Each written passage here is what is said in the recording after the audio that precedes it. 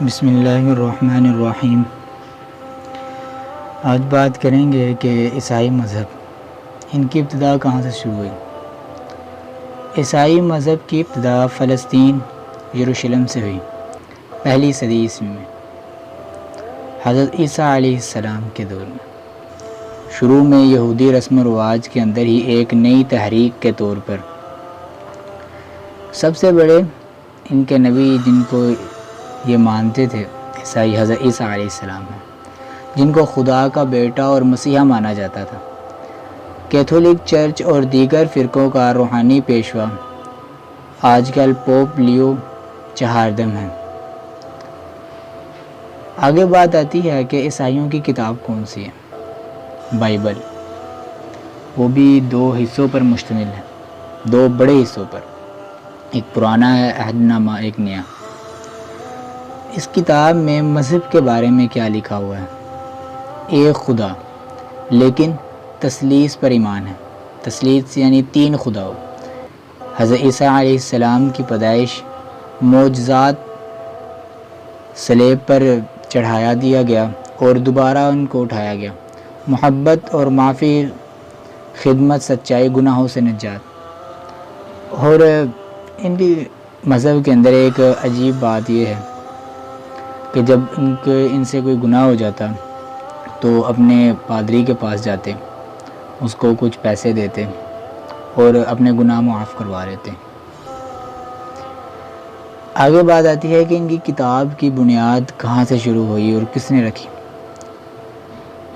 دیکھیں، اب تو ایک دو ایڈیشن میں آیا ہوا ہے، ایک پرانا عہد نامہ، ایک نیا۔ پرانا عہد نامہ جو ہے اس میں مختلف انبیاء اور بزرگوں نے لکھا ہے۔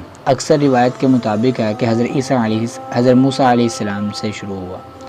نیا عہد نامہ 27 کتابوں پر مشتمل ہے، 4 اناجیل، متی، مرقس، لوقا، یوحنا۔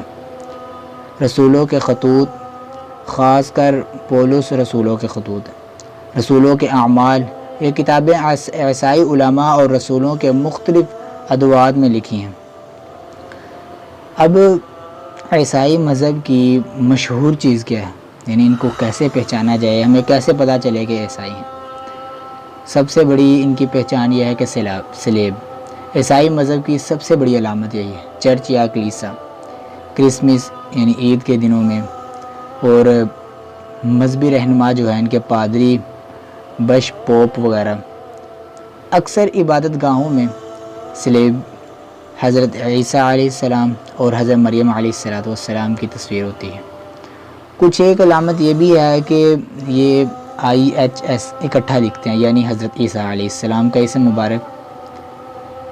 دلائل اور بنیادی پیغام ان کا یہی ہے، عیسائی عقیدے میں ہے کہ خدا کی محبت، نجات اور حضرت عیسیٰ علیہ السلام کی قربانی، دوسرے انسانوں کے ساتھ محبت سے زیادہ زور دیا گیا ہے۔ حضرت عیسیٰ علیہ السلام، ایک اور بات ہے یہاں، حضرت عیسیٰ علیہ السلام کو خدا کا بیٹا اور نجات دینے والا مانا گیا۔ قرآن اور اسلام کے مطابق عیسائی اہل کتاب اور حضرت عیسیٰ علیہ السلام نبی تھے۔ اسلامی عقیدے میں حضرت محمد صلی اللہ علیہ وآلہ وسلم آخری نبی ہیں، اور اسلام میں عیسائی کے خارج اسلام یعنی کافر ہونے کے بارے میں ایک مضبوط دلیل واضح ہے، جو میں اب بتاتا ہوں آپ کو۔ توحید اور رسالت سے انکار۔ عیسائی عقیدہ تثلیث یعنی تین خداؤں کو مانتا ہے، یہ میں آپ کو پہلے بھی بتا چکا ہوں، جبکہ اسلام واحد خدا، توحید، اللہ کو مانتے ہیں، اور محمد رسول اللہ صلی اللہ علیہ وسلم پر ایمان کو ایمان کی شرط قرار دیتے ہیں۔